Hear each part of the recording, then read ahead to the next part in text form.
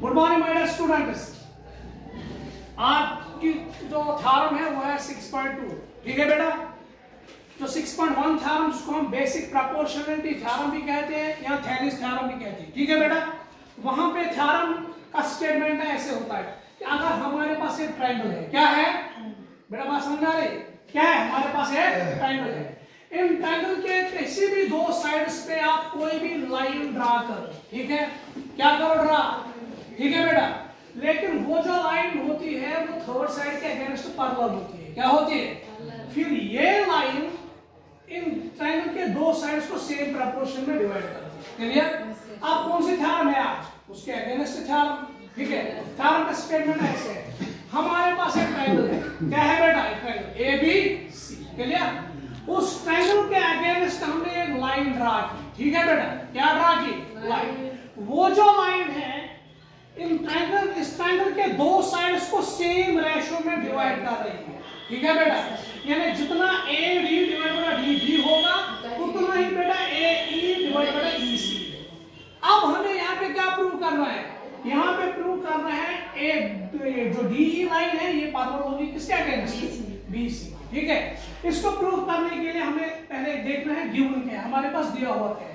हमारे पास ये स्टेटमेंट है कि आपके पास एक ट्रायंगल है। सपोज वो ट्रायंगल मैंने लिया ए बी सी। ठीक है, उस ट्रायंगल पे जो हमने क्या किया, एक लाइन डाली, एक लाइन ड्रा की। वो लाइन उस ट्रायंगल के दो साइड्स को सेम रेशियो में इंटरसेक्ट कर रही है। ठीक है, अब यहाँ पे प्रूव करना है कि डी ई पैरेलल होनी चाहिए किसके अगेंस्ट? B C. ठीक है, डी यानी जितना ए डी बटा डी बी है उतना ही ए ई बटा ई सी। क्लियर? प्रूफ क्या करना है? डी ई पैरेलल किसको होनी चाहिए? B C. क्लियर? प्रूफ करने के लिए मैंने क्या किया, मैंने बोला सपोज मैं यहाँ पे कंट्राडिक्टरी मेथड यूज कर रहा हूँ। जैसे हमें मैथ के पहले ही यूनिट में बोला गया था prove under root 5 is irrational. जब हम उसको प्रूव करने लगते हैं ना वहां पे हम बोलते हैं let us suppose under root 5 is irrational. Contradictory method. ठीक है, यहाँ पे भी मैंने वही किया। मैंने क्या बोला यहाँ पे, let D is not parallel to B C. चलो मैं मान रहा हूं यहाँ पे डी बी सी के अगेंस्ट पैरेलल है ही नहीं, यानी बी सी और डी को अगर हम कंपेयर करेंगे यहाँ पे ये पैरेलल नहीं। ठीक है, अब क्या मैं बोल रहा हूं, क्योंकि अगर डी पैरेलल नहीं है मैं बोल रहा हूं उसके अगेंस्ट कोई और पॉइंट, कोई और लाइन पैरेलल है, यानी डी लाइन पैरेलल नहीं है बी सी को, but D E dash parallel है किसको? B C. वही मैंने बोला एक पॉइंट ई डैश मैंने लिया साइड ए सी पे, सो दैट ये जो डी और ई डैश को मैंने ज्वाइन किया, ये जो लाइन बन गई डी ई डैश ये पैरेलल है किसको? B C. क्लियर? तो मैं क्या कह रहा हूं फिर, A D divide by D B is equal to A E बटा ई सी। क्यों? क्योंकि ये ऑलरेडी गिवन है कि नहीं? yes, मैंने यहां पे क्या माना, ई डैश क्या है, डी ई डैश क्या है, पैरेलल किसके अगेंस्ट? B C. तो फिर क्या बनेगा, ए डी। अब समझो ऐसे कि यहां पे अब ऐसा है कि जैसे कि ई एग्जिस्ट नहीं हो रहा है। सपोज मुझे क्या बोल रहे हैं, A D divide by D B वो किसके बराबर होगा? ए ई डैश बटा ई डैश सी। मैंने कैसे किया भाई? BCT by basic proportionality. Clear बेटा? ओके, हम फर्स्ट एंड सेकंड, हम ऐसे बोलेंगे हम फर्स्ट और सेकंड को कंपेयर कर रहे हैं। फर्स्ट में क्या है, ए डी बटा डी बी किसके बराबर है? ए ई बटा ई सी।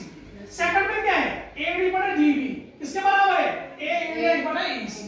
इसका मतलब क्या हुआ, फिर ये जो ए बटा ई सी है ना ये किसके बराबर होगा? ए ई डैश बटा ई डैश सी। या हम ऐसे भी कह सकते हैं substitute value of A D बटा D B from first into second.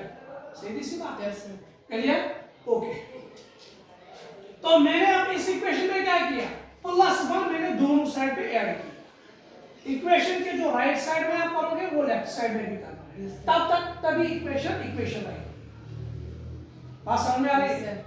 अगर मैंने इस साइड कोई नंबर ऐड किया यहाँ पे भी करना है, अगर इस साइड सब्ट्रैक्ट करता यहाँ पे भी, अगर इस साइड मल्टीप्लाई करता यहाँ पे भी करना था, अगर इस साइड डिवाइड करता कोई नंबर यहाँ पे भी वही करना। अब मैंने ऐड किया +1। ठीक है बेटा, चूंकि मैं आप +1 के बाद एक +1 बाय 1 भी लिख सकते हो। क्लियर? यहाँ इनके डिनोमिनेटर सेम है कि डिफरेंट?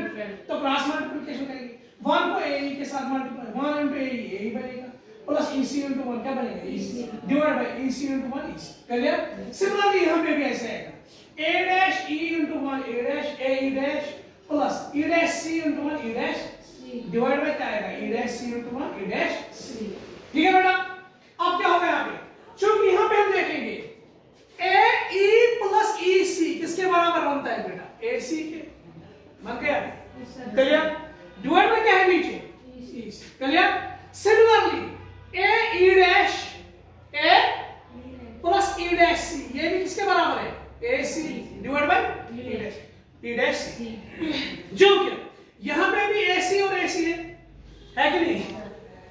अब आप राइट हैंड साइड में AC देखोगे यहां न्यूमरेटर में है, जब हम उसको लेफ्ट हैंड साइड में लेके आएंगे कहां चला जाएगा डिनोमिनेटर में। तो इसका मतलब मैंने डिनोमिनेटर में लेके आया इसको, यहां पे न्यूमरेटर में भी है डिनोमिनेटर में भी, दोनों कैंसिल हो जाएंगे क्लियर। तो इसका मतलब क्या है E dash C किसके बराबर है EC, यानी E dash C जितना E dash C है उतना ही EC है। उसका मतलब क्या हुआ, उसका मतलब यह है कि ये दोनों अलग अलग पॉइंट्स नहीं है, कोइंसिडेंटली एक ही पॉइंट है। क्या है एक पॉइंट है कि नहीं। E dash C किसके बराबर है EC में, ये कब इसके बराबर होगा, this is possible only if E and E dash are coincide, के दोनों क्या करेंगे कोइंसाइड, यानी एक ही पॉइंट होगा। क्या होगा चूंकि बेटा यहां पे मैंने सपोजिशन में बोला था, कंस्ट्रक्शन से बोला था DE dash is parallel to BC, DE dash किसके पैरेलल है, चूंकि E dash और E क्या है एक ही पॉइंट, तो मैं ये भी बोल सकता हूं ना DE is parallel to BC, वही मुझे प्रूव करना, यही प्रूफ है किसका बेसिक प्रोपोर्शनलिटी था।